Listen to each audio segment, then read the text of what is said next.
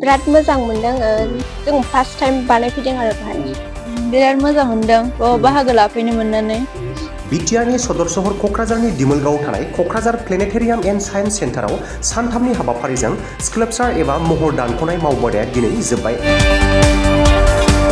BTR सोरखारनि मददजों museum आरो आर्किअल'जि बिफाननि बानजायनायाव जानाय सानथामनि बे मावबादाया क'क्राझार जिल्ला सिंनि गुबुन गुबुन फरायसालिनि थाखो 9 आरो थाखो 10 सा 40निबो बांसिन फरायसुला फरायसुलिफोरा बाहागो लादों। मख'नो गोनां बाथ्रा दि स्काल्पचार एबा महर दानख'नाय मावबादायाव बाहागो लानाय साफ्रोम फरायसा फरायसुलिफोरनो फोरमान बिलाइ होनाय जायो। जोबथा सानाव साननि हाबाफारियाव मिउजियाम आरो आर्किअल'जि बिफाननि सियार्सडि सुप्रिया ब्रह्मआ बाहागो लानानै महर दानख'नाय मावबादायाव बाहागो लानाय फरायसाफोरखौ साबायखर बावनायजों लोगोसे बेसेन गोसा बिबुंथि लाखियो। गुबुन फारसेथिं सानथामनि हाबाफारिजों स्काल्पचार एबा महर दानख'नाय मावबादायाव बाहागो लानाय फोरोंगिरि आरो फरायसाफोरा गावसोरनि मोन्दांथिखौ खौरां बिजोङाव ओरैबायदि फोरमायो। बिराद मोजां मोनदों बाहागो लाफैनो मोननानै बावहाय जों नाव बानायदों बयबो मेरला जिनिस बानायदों बिदिनो सोरबा बाथ' बानायदों सोरबा सिखिरि सोरबा बिदिनो बिजाब बानायदों बुहुम सोलोंनो मोननानै बिराद मोजां मोनदों आरो गोसोखौ गोजोननाय मोनदों। माबे स्कुलनिफ्राय? सिम्बोरगाव हायार सेकेन्डारि स्कुल। बिराद मोजां मोनदों जों फार्स्ट टाइम बानायफैदों आरो बाहाय रोंदों ओमफ्राय मा होनो बिदिनो गोबां मानसि बानायदों आरो मेरला स्कुलनिफोर बानायफैदों ओमफ्राय बिदिनो सोरबा गिटार बानायदों सोरबा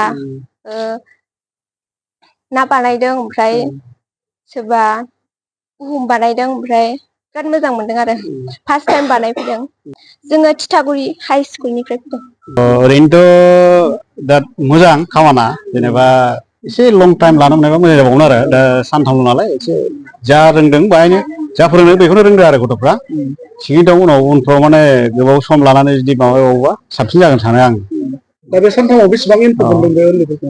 मथा मथि एसे आइडिया हाबबाय आरो बिसिनाव बोरै दाननांगौ बोरै मानांगौ माखासे मिथिबाय आरो खुनुदिन मानसियावथ' जेनेबा दांफेरखाया बिदिखौ थेवबाबो एसेबाबो नलेज मोनबाय आरो बिसोर दा स्काल्पचार मा जिनिस बिसोरो बेखौ सोलोंनो थाखायहाय माबाफोर सुबिदा जोंनि गेजेराव दङ नामा? बेखौ सोलोंनो थाखायथ' जेनेबा फरायग्रोनांगोन बिसोर स्काल्पचार डिपार्टमेन्ट जेनेबा आर्ट कलेजाव फरायग्रोनांगोन जेनेबा हायार सेकेन्डारि पास जानाय लोगो लोगो बिसोरो एडमिसन खालामनानै गाव गाव डिपार्टमेन्ट हिसाबै लानो हागोन आरो साबजेक्ट हिसाबै उनावहाय। दा बे स्काल्पचार दाननायनि गेजेरजों माबायदि जानो हायो होननानै जों फैबाय थानाय जेनेबा स्काल्पचारथ' ओरैनोथ' फरायनाथ' आजिखालि साख्रि मोनजोबा साफ्रोमबो मानसिया दा बे बुस्थुजोंनो माबा मोनसे इमप्रुभ जानो हायोबा माबा मोनसे प्रफिट फैगोन आरो उनफ्राव निजा लाइन लानानै माबा खालायनो हागोन आरो इनकाम खालायनो हागोन आरो उनफ्राव। साबेसे स्टुडेन्टखौ फोरोंनाय जादों? आंथ' टटेल दा स्टुडेन्टफोरखौ साननाय जायाखै बेसेबां जादों जायखिया मोनब्रै सोलोंथाइ दङ आरो जायखिया दा ओरैनो 10 जन 10 जन जियाव दंमोन मेदामा। औ बेबायदि